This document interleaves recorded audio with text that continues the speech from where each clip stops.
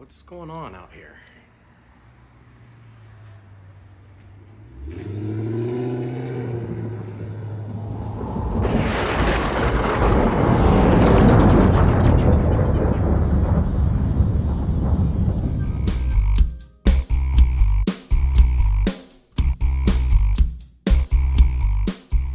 Hey guys, welcome back to another Tesla repair video.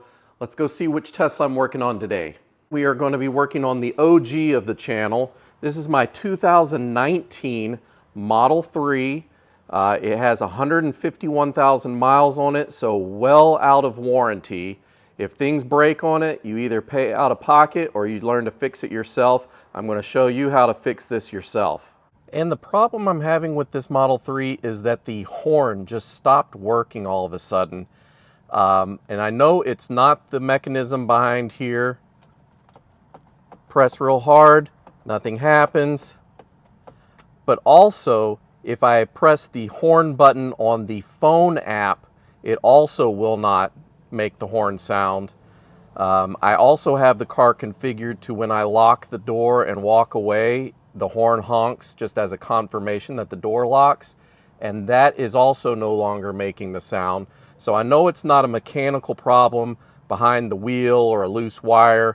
It's going to be the horn itself, which is up front. So that is what we're going to be changing out today. And just to be clear, the method I'm using today is going to cover the 2019 through 2023 model. And if you have a 2017 or 2018 Model 3, then I believe the horn is actually located in the frunk area underneath the latch.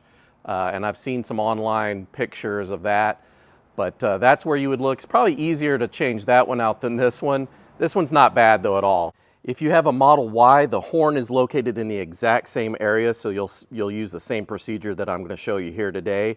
But if you have a newer Model Y or Model 3, that's the Project Highland, 2024, 25 and up, it's actually going to be on the opposite side behind the wheel liner here over where the little pedestrian speaker is. I think it's all built into that. So I'll put up a picture here of where that's located and what it looks like. But for the 2019 to 2023, this is how you do it. So on this car, the horn assembly is actually in the front here behind this panel. The inner wheel well liner, you got to remove this.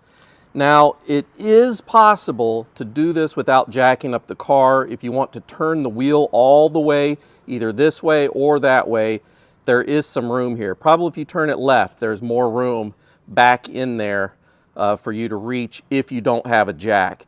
But it is tight. I've tried sticking my arms back there, and it is a tight fit, but it is possible. I would recommend using a jack. We're actually going to use these jack pads because it is a Tesla.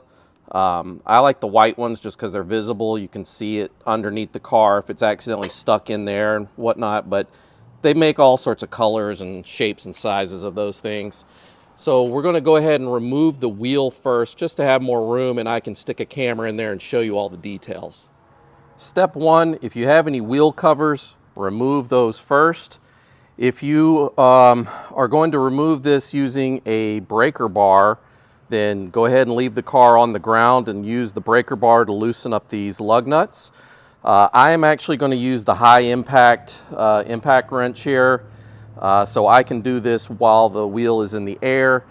So you need to jack the car to do this, and I've talked about this in other videos, but if I'm working on the front of the car where I'm removing a wheel, I'm actually going to jack it up in the back of the car because the whole side of the car is super rigid due to the battery pack under there. So if I lift this up, this will also lift up. The reason I do this is because I need to get a jack stand under the front because this is where I'm working. I don't want to just jack this up with my jack and then my jack fail and the car falls down while the wheel is off, and then you got all sorts of problems.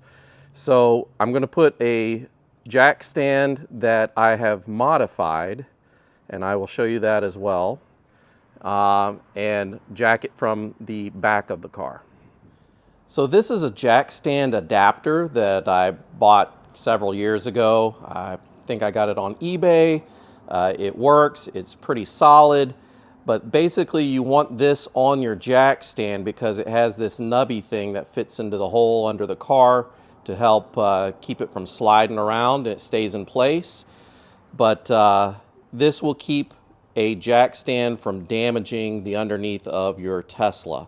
So I highly recommend something like this. They do make specialty jack stands that cost hundreds of dollars that have this built in, but they're always sold out. They're really expensive, not easy to find.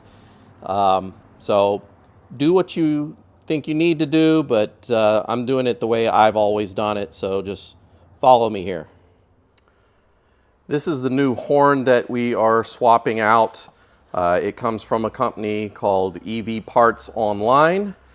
This is not a sponsored video. I did buy this. I need the part. So this is what it looks like. It's bolted into the car like this. So there's just one hole that we need to unbolt. There's two electrical plugs that we need to unplug and plug into the new horn. And that's really about it. It's not a difficult job. The reason I'm over here at the toolbox is I need to find a 11 millimeter for, I think it's 11 millimeter. Yes, 11 millimeter to loosen this up to put it on the jack stand.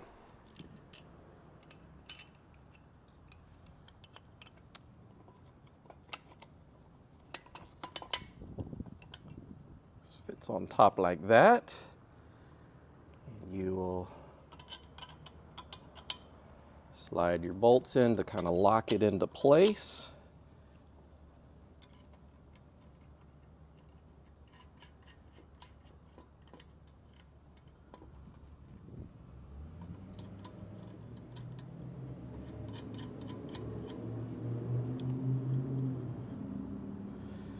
So I'm going to get my my box end on one side and my ratcheting on the other.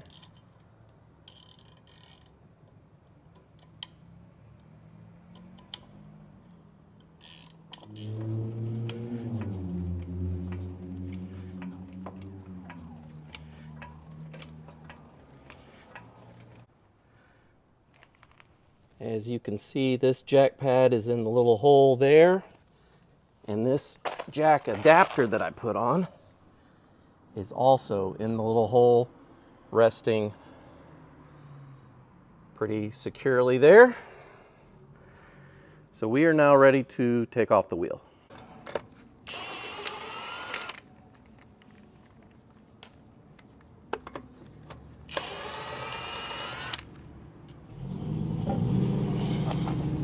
Now that we have the wheel off, we're going to have to remove this liner. And to do so, we have 7 of these little pop clip things that are all over these cars.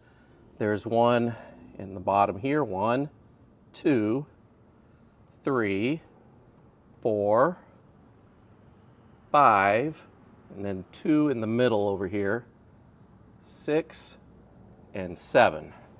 Once we get those off, you can leave that one in because that's going to hold the shield up. You can just peel it back to get to where the horn is, which is right behind this area right here. And sometimes tools make all the difference in the world. You can struggle with this all you want with a flathead screwdriver or one of those little pry tools, but this little thing I picked up online is pretty sweet because it just makes the job a lot easier.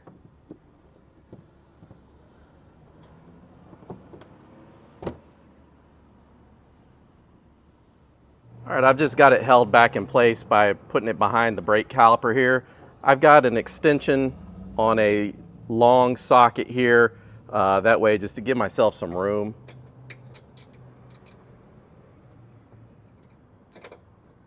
Trying to do this with one hand, holding the camera. Yeah, that came right off.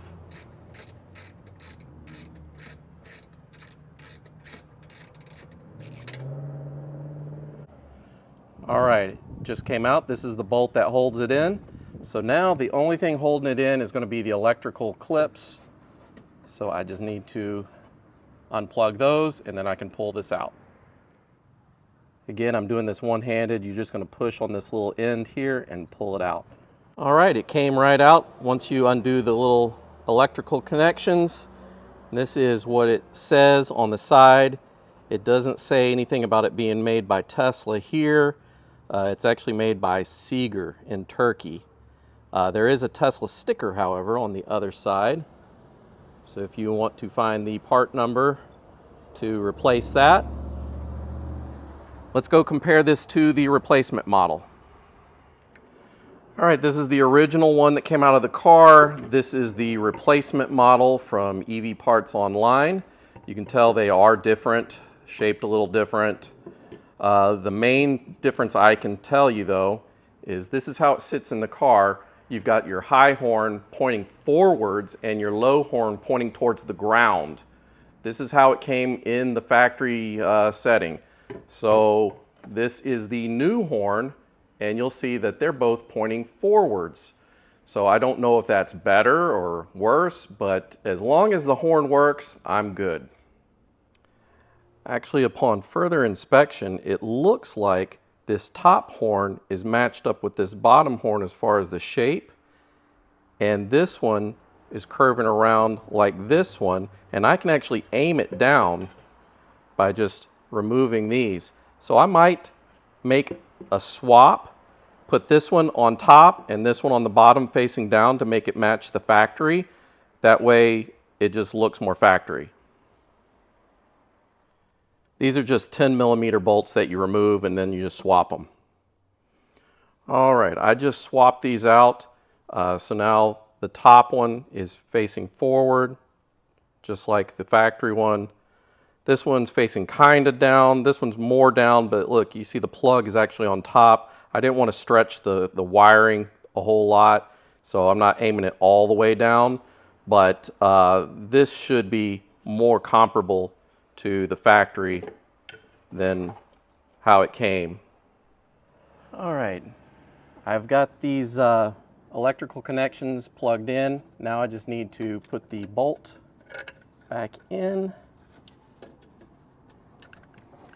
I'm going to start it off by hand.